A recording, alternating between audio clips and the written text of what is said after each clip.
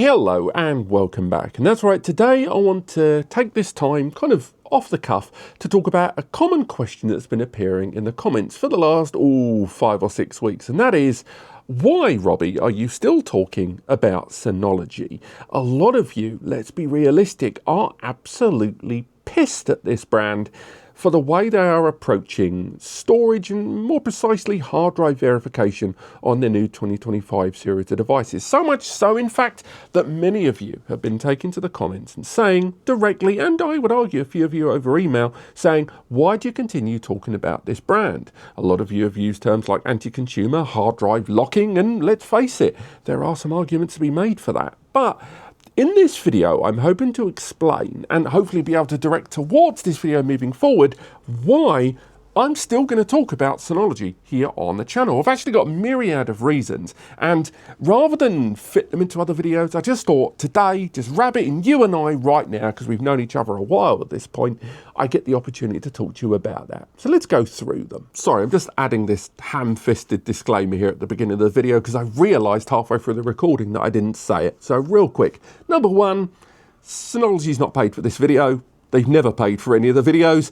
They'll send me units from time to time, which I have to send back, but they don't pay for the videos. Number two, these are my perspectives, my viewpoints, and everything in this video is my view, or at the very least, these are perspectives that I've shown with comments and input, which again, you'll see resources and sources online. It's very important to understand this is a video that's meant to be discussing Synology and this channel. It is not about discussing precisely their change in stance on hard drive policy. This video is about why we talk about Synology on this channel and why we aren't going to let them off the hook about this hard drive stuff. This is probably the most obvious one to me. It's the name of the bloody channel, NASCompares. Me and Eddie, when we started this whole gig, we did this for two main reasons. Number one, it's because at that point, when we started, the whole field of network attached storage was still a jargon fest. There wasn't really an easy jump-in point to the world of NAS without getting bombarded by technical jargon. And that's what we were trying to do, to translate a load of that garbage language into chewable, easy, user-friendly stuff. The other reason we did it is because as there was an emergence of more and more brands arriving, unlike other devices that we use in our lives, from mobile phones to tellies, there wasn't many comparisons of these devices. So that was what we did. We compared NAS. And with that in mind, don't you think it would be weird to not compare against arguably the longest running, biggest well-known turnkey NAS solution in the market right now, and to not include them in that conversation? I'm not saying I'm fully behind this whole hard drive verification thing, and I'm not 100% in line with what they, propose as their reasoning, but I will say it would be churlish in the extreme if you're going to compare all the other brands in the market to not talk about them. Because you, the consumer, when you are looking at the best thing to spend your money on, you're going to compare against the current market leader. It's just common sense. So that's one of the first main reasons we are going to continue talking about this brand. This next reason is, frankly, because of you. Let's be realistic with ourselves. When it comes down to it, Synology's DSM platform, one of the reasons many people are pissed about this change in verification stance by the brand is because their software platform is still the market leader. Now, again, whether you want to debate turnkey NAS solutions and DIY, we have to at least be honest with ourselves that regardless of what you might think of Ugreen, QNAP, and other NAS brands in the market right now, their software offerings aren't as good as DSM. The UX, the number of apps and services that's supported, the stability of the platform as a whole, lower power consumption with a lot of their systems running, particularly in the desktop form, and for many people, the fact that they buy a Synology solution for the software and not the hardware. We have to acknowledge one of the reasons people are pissed is because their software is still the best. And I think we can't just not talk about them when there are users coming new into the scene who are looking for the best software solution. We should keep them informed, and that's the reason we keep talking about them. And we have to keep talking about the hardware verification so new people coming through the door have the full picture, but we can't define the entire brand by that one decision. Now, to a real user case scenario there, comes down to when we look at how the community feels about it as a whole. A great example would be from the website computerbase.de. Now, when I was over in Taipei for Computex, I happened to bump into Jan from Computerbase, one of the founders of computerbase.de. For those that aren't aware, Computerbase, based in Germany, is one of the best, if not, I would argue in terms of NAS, the best editorial site out there. The number of news stories, the number of big stories they have broke in the world of data storage has to be commended massively. They also have an enormous community base behind them of readers and followers and forum users. Now, they have a Reader's Choice Awards, where, unlike a lot of the paid award structures we see online, theirs is purely based on their community voting across different fields and parameters in the world of technology as a whole. And one of the things they asked their readers was to vote for the best NAS brand. And this poll went out, by the way, during the peak of people's annoyance and frustration and outcry over Synology and this hard drive business.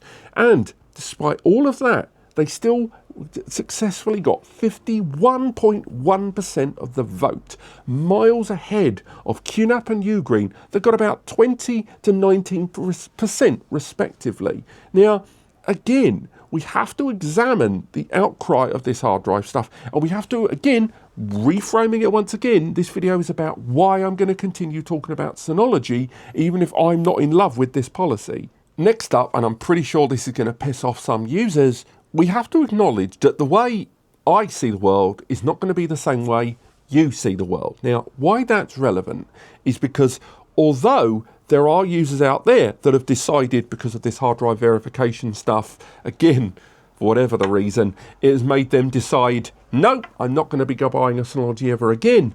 Not only are there some users out there that have looked at this and gone, I don't like this, but in the grand scheme of things, I'm okay with it. There are genuinely some users out there that are actually on board with this. And although I am never going to share that mindset 100%, I have to acknowledge that there are users out there that do feel that way. They actually like a curated hard drive list. There are actually people I've met in different industries that will prefer a pre-populated solution, prefer a refined shopping list when it comes to compatibility. Again, not everyone, not this guy, but there's definitely people out there. And therefore, I have to be mindful of that. Now, to put that into perspective, and by the way, this is not science in any regard, let's hop over to my laptop screen right now. And what I'm going to do, let's get my screen recording app up and running.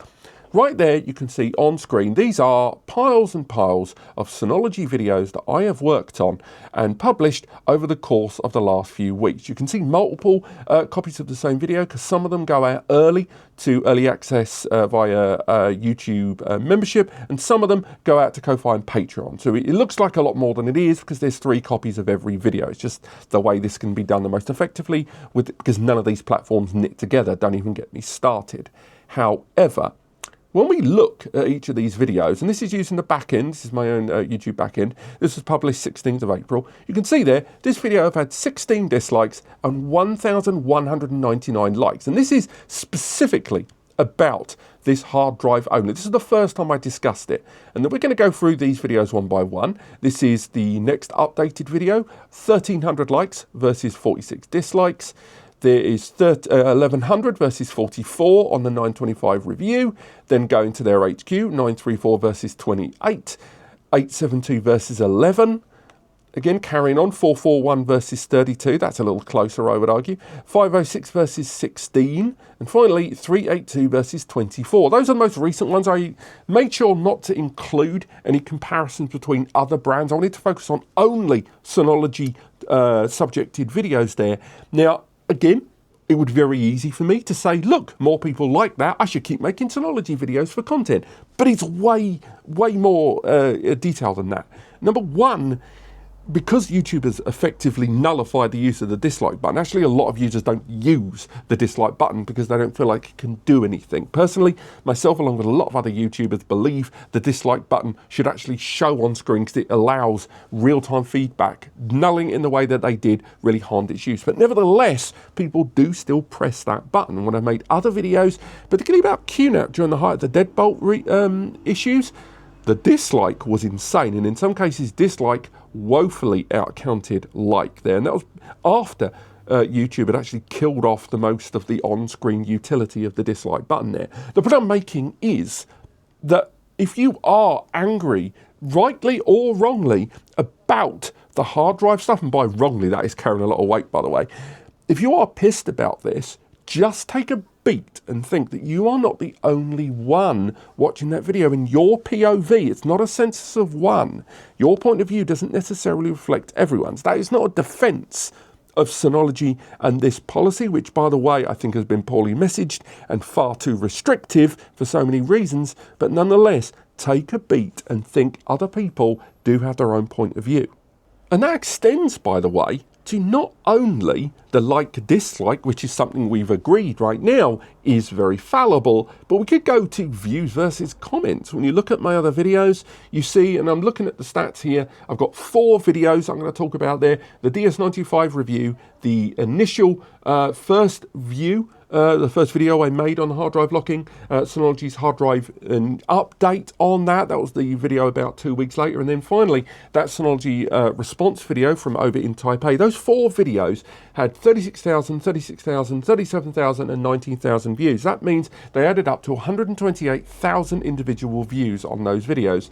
And when it came to comments, there was respectively 448, 542, 569 and 360 comments for each of those, and that was today on the 3rd of June, up to date. That is 1,919 comments. That is a little over 1% of the people that viewed commented. Now, some of those comments were bots and chaff that YouTube, in all of its wisdom, could actually work a bit harder to get rid of, but it still has to be reflected that even if you assign to the theory that only the angry people leave comments when content people don't, and if you want to prescribe to the theory that, not a lot of people actually comment on video because maybe they're using an interface like a big TV or using an audio platform for these videos and therefore they don't engage. Nonetheless, let's call it less than 2% of the people that watched it commented, and the majority of those comments were negative, does not necessarily reflect the viewpoint of everyone, which again, only goes to, once again, because don't forget the reason for this video, serve as why I'm going to continue talking about Synology here, because there just isn't enough data there that to me says that the overarching viewership don't want to hear about this brand. I am going to continue talking about the hard drive verification. I am going to keep hammering this brand about this, and when and if they start adding other drives, I am going to query it. I'm going to see how they add them. If one day we wake up and the DS925 Plus suddenly has Seagate and WD and Toshiba and Samsung all drives added the next day, I'm not going to immediately rejoice. I'm going to say, why have they all been added at once? Why this verification process is a bit bloody convenient that all of these brands have suddenly become verified at the same time. If we see the drives added via dribs and drabs, we're going to question why those drives. Are they going to be larger capacities than Synology's? The point I'm making is, I'm not going to stop talking about this brand, but I'm also not going to let them off the hook, because this has left a big mark on their reputation as far as a lot of users are concerned, and it's also changed the perspective of the brand for some users. And it's worth keeping an eye on them to see what they do. And lastly, as I said at the beginning, we're called NASCompares. Me and Eddie compare NAS, and you need to compare the whole market. Right now, let's grab my phone out. On the other side of this room, there is about 18 to 19 different NAS solutions. Let's film this. 18 to 19 different NAS solutions right now that are currently awaiting review right now. Anyone watching this video that wants to comfortably say that I am doing this because I love the views, it's not for the views. If you look at the views on the Synology videos, if anything, they've been getting worse and worse. I'm actually, making less in terms of engagement and hell, profitability of any video if you want to be a businessman from doing Synology videos. We do this to cover the subject in the same way when we talk about some brands like Acer and TerraMaster and even lesser known brands for some of you. Those videos are there to make the comparisons. But I'm really looking forward to talking to you about this in the comments because I do think this is an important topic. And finally, and I wish I'd said this at the beginning, but I'm going to say it now. I might do this as a pinned comment. Don't comment before you've watched the whole video. Watch this video or get your AI LLM of choice to give you a transcription and a summary of this video before you comment, because it's just not on to watch some of the video and not have the full picture before we discuss this in the comments. I hope some of you have found this video helpful. It wouldn't surprise me if a lot of you stop watching this channel on the back of this video. If you do, at least explain to me why in the comments why. But apart from that, thank you so much for watching. Thanks for the opportunity to make this video. It's always a blast, and I will see you next time.